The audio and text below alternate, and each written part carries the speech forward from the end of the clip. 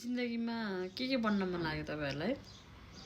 मलाई चाहिँ पहिला पहिला कलेज पढ्दाखेरि अथवा अहिले पनि वाउ जस्तो त लाग्छ हैन।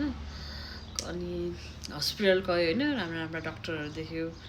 डाक्टर ओहो डाक्टर पो भन्नुपर्ने रहेछ, डाक्टर वाउ जस्तो लाग्ने। नर्सहरु देख्यो, आहा कस्तो क्युट, कस्तो राम्रो नर्स बन्न मन लाग्ने। त्यहाँबाट ब्याङ्क गयो, ब्याङ्कको म्यानेजरहरु देख्यो, ब्याङ्कको कर्मचारीहरु देख्यो, वाह टक है ब्याङ्कको कर्मचारी पो बन्नुपर्ने रहेछ, ब्याङ्कको म्यानेजर पो बन्नुपर्ने रहेछ जस्तो लाग्थ्यो।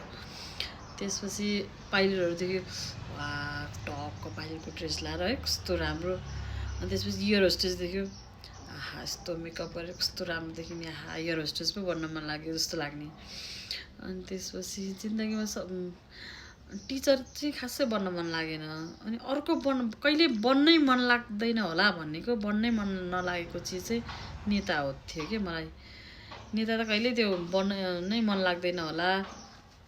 त्यो रहर के फेरि बन्छु भने म बन्छु भने हैन के, रहर पनि लाग्दैन होला नेता पनि भने त। अहिलेका नेताहरु देखेर त नेता बनौँ भन्ने पो रहर लाग्यो त।